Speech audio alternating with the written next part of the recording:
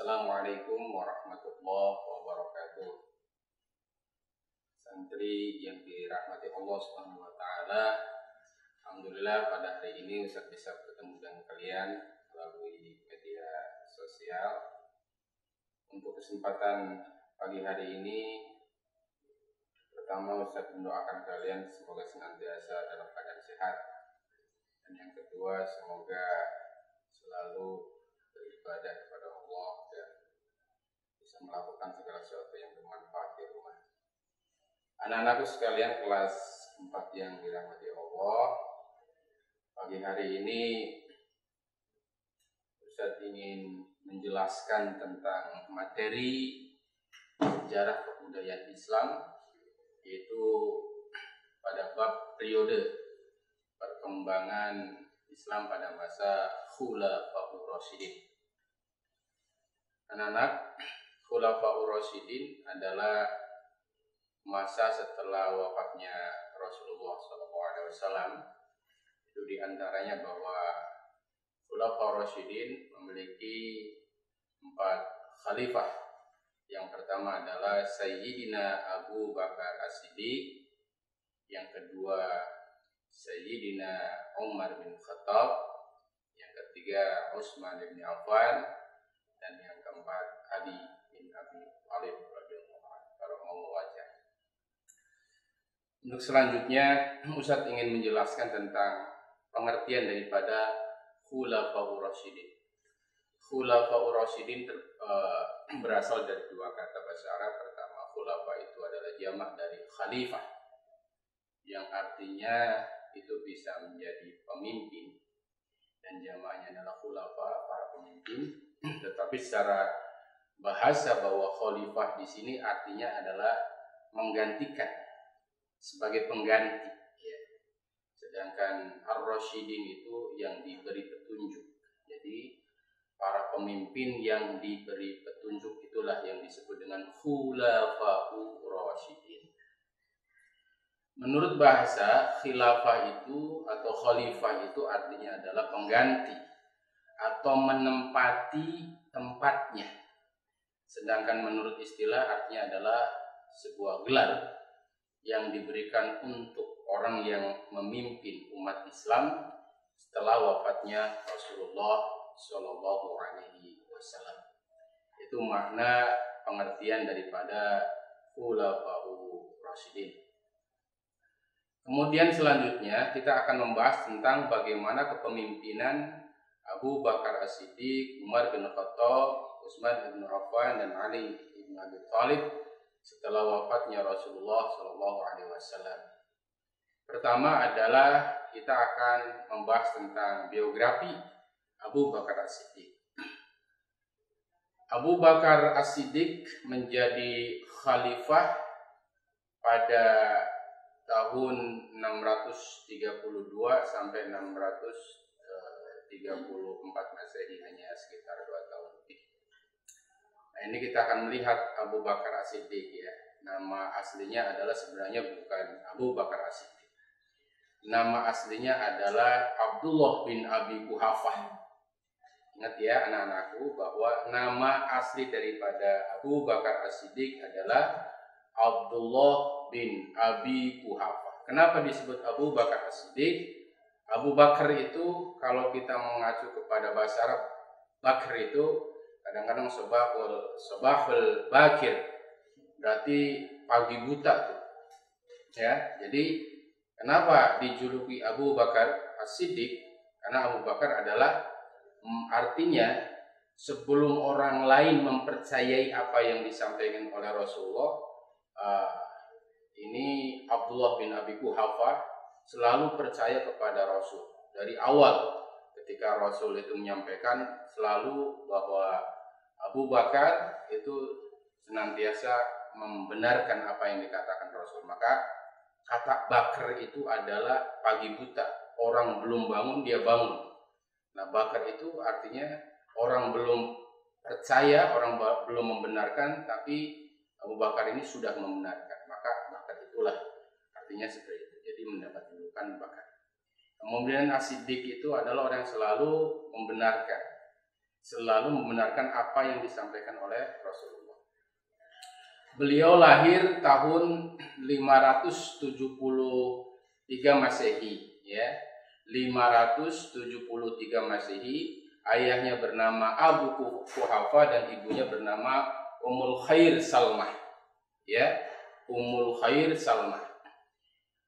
Kemudian kalau kita ingin melihat pribadinya, beliau adalah memiliki pribadi yang sangat jujur, pribadi yang tulus, pribadi yang mukhlis, pribadi yang penyayang dan suka juga beramal.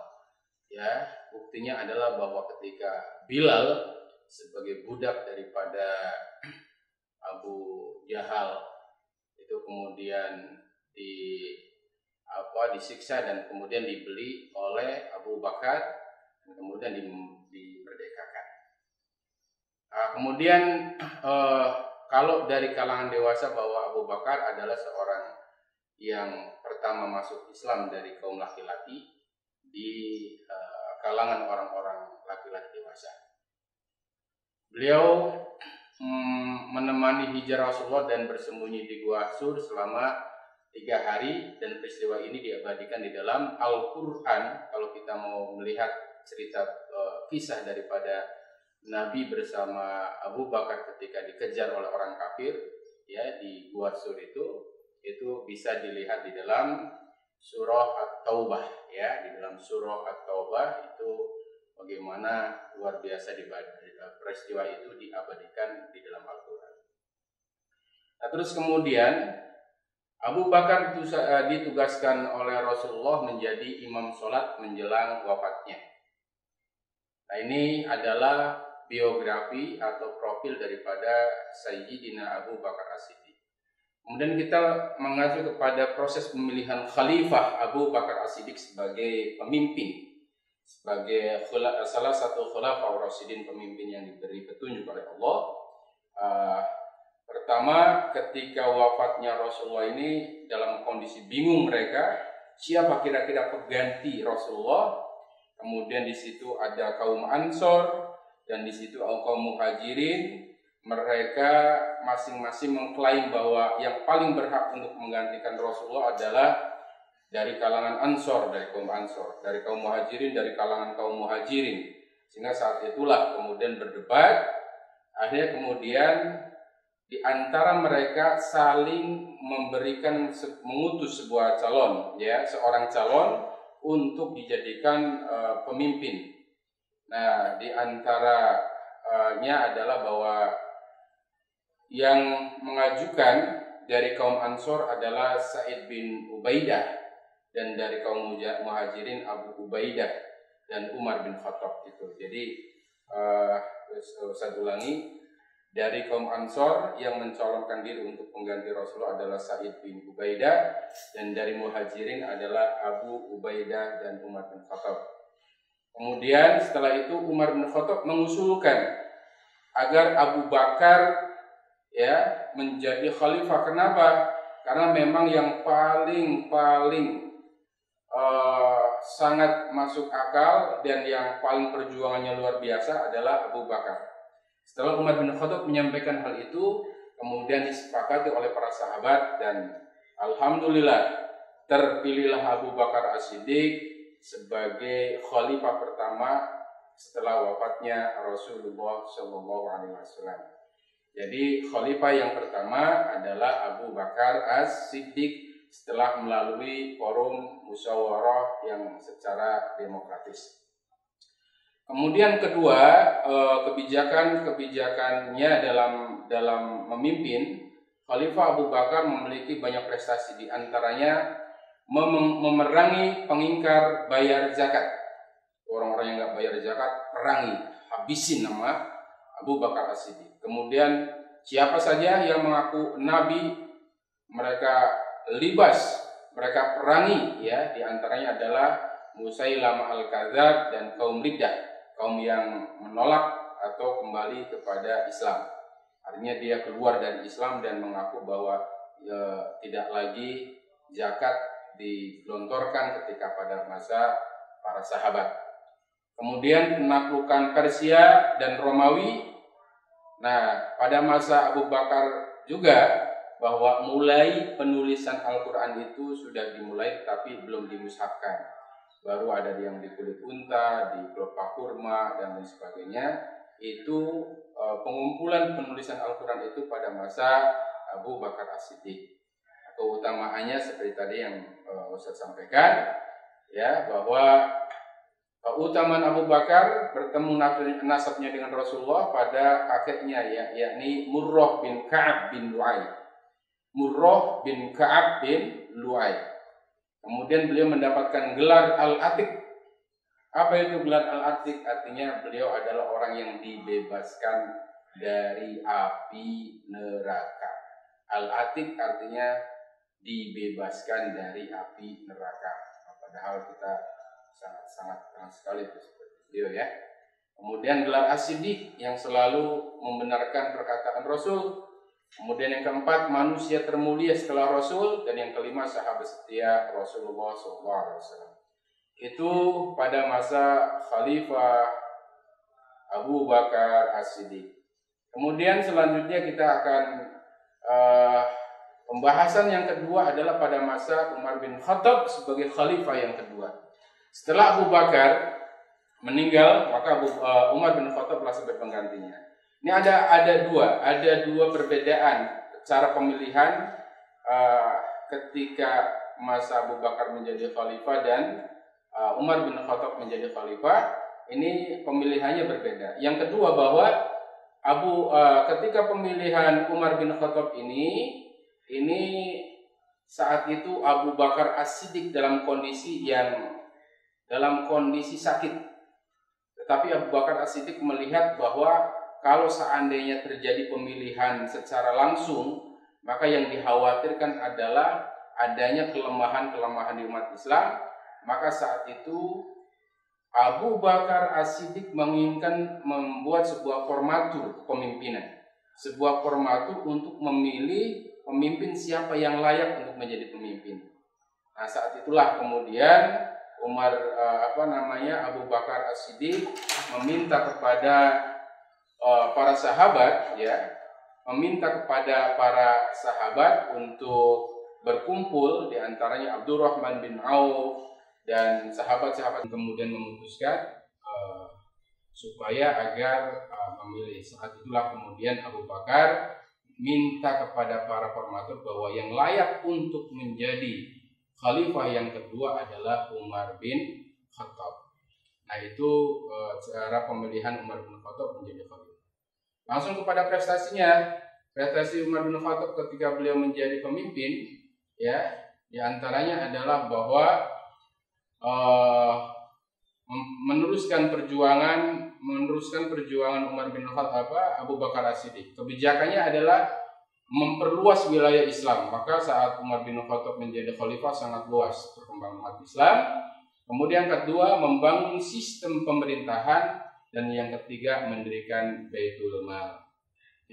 Keutamaan beliau sangat luar biasa, tegas, bijak, adil, sangat berwibawa, sangat ditakuti oleh seluruh bangsa, bukan hanya saja manusia, dari jenis iblis dan jin aja takut kepada Umar bin Khattab. Itu sangat luar biasa, kelebihan diberikan Allah kepada Umar bin Khattab. Langsung kemudian yang ketiga adalah bagaimana Utsman menjadi khalifah setelah meninggalnya Umar bin Khattab. Pada Utsman bin Affan lahir pada tahun 576 Masehi. Beliau mendapat julukan Dzunurain. Apa itu Dzunurain? Dzunuraini ini artinya bahwa Utsman bin Affan menikahi dua putri Rasulullah. Setelah meninggalnya, putri yang pertama, terus kemudian turun ke adiknya, maka beliau dijuluki atau digelari Dzunuraini, mendapatkan dua cahaya karena menikahi dua putri Rasulullah SAW. Oke, kita langsung kepada proses pemilihan Utsman bin Affan menjadi khalifah. Nah, ketika masa Utsman bin Affan ini, para sahabat membentuk sebuah dewan syuro, ya dibentuk oleh Umar bin Khattab, kemudian membentuk komisi yang terdiri dari 6 calon, kemudian dipilih oleh anggota formatur dengan suara terbanyak. Nah, ini setelah itu maka Utsman ya terpilih untuk menjadi khalifah yang ketiga. Nah, kemudian prestasinya diantaranya adalah memajukan di bidang politik, yang kedua di bidang ekonomi, yang ketiga budaya dan pembangunan, yang keempat penyusunan mushaf Utsmani. Nah, ini prestasi yang dihasilkan atau kemajuan-kemajuan yang dilakukan oleh Sayyidina Utsman ibnu Affan.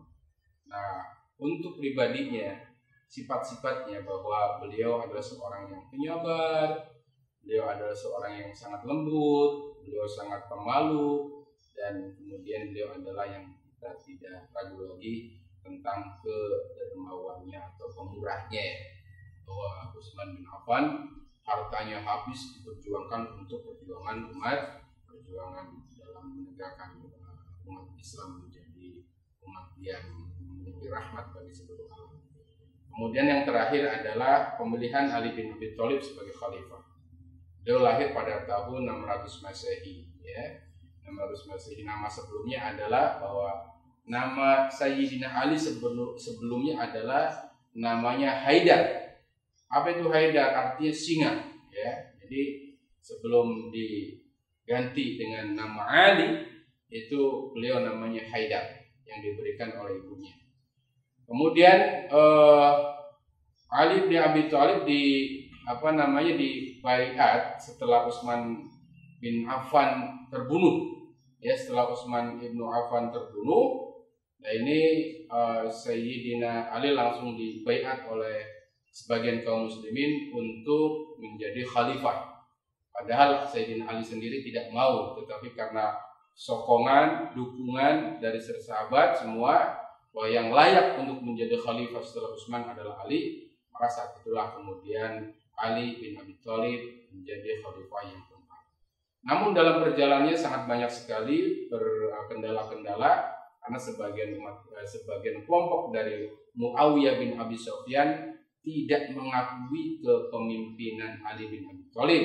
Maka saat itulah terjadi beberapa peperangan. Di antaranya adalah perang Jamal atau perang unta antara kelompok Siti Aisyah dengan kelompoknya Sayyidina Ali bin Abi Thalib.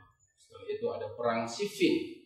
Perang Siffin itu adalah perang antara pasukan Muawiyah bin Abi Sufyan dengan Ali bin Abi Thalib. Ini beberapa perangan di antaranya, terus kemudian juga ada perang-perang yang lain, ya. Ada perang Jamal, perang Siffin, perang Nahawan. Ini perang-perang yang terjadi pada masa Sayyidina Ali bin Abi Thalib. Sehingga saat itulah tidak lama terjadi gejolak setelah kemudian Ali meninggal dibunuh oleh orang-orang Khawarij. Maka saat itulah kepemimpinan Khulafaur Rasyidin berganti kepada dinasti ataupun kerajaan. Prestasi yang dihasilkan pada masa Sayyidina Ali adalah pertama memajukan ilmu pengetahuan dan ilmu bahasa. Memajukan ilmu pengetahuan dan ilmu bahasa. Kemudian yang kedua membenahi keuangan negara. Yang ketiga mengganti pejabat-pejabat yang korup, pejabat yang tidak kompeten, pejabat yang nepotisme, maka diganti oleh Sayyidina Ali. Nah, ini diantara prestasinya. Sedangkan keutamaan Sayyidina Ali adalah bahwa beliau seorang pribadi yang taat dan patuh pada Rasul, menikahi putri Rasulullah, tegas kepada musuh dan penghulu para sufi. Dan terakhir adalah beliau adalah seorang yang sangat cerdas, maka Rasulullah juga menjuluki beliau adalah sebagai pintunya ilmu, ya. Jadi kalau mau belajar ilmunya Rasul, maka pintunya adalah Ali bin Abi Thalib. Demikian anak-anak sekalian, pelajaran SKI ya tentang periode Khulafaur Rasyidin. Semoga anak-anakku selalu semangat ya, selalu mendekatkan diri kepada Allah dan jangan banyak bermain, maka fokus dan insya Allah kita menjadi ahli iman. Kurang lebihnya mohon maaf. Assalamualaikum warahmatullahi wabarakatuh.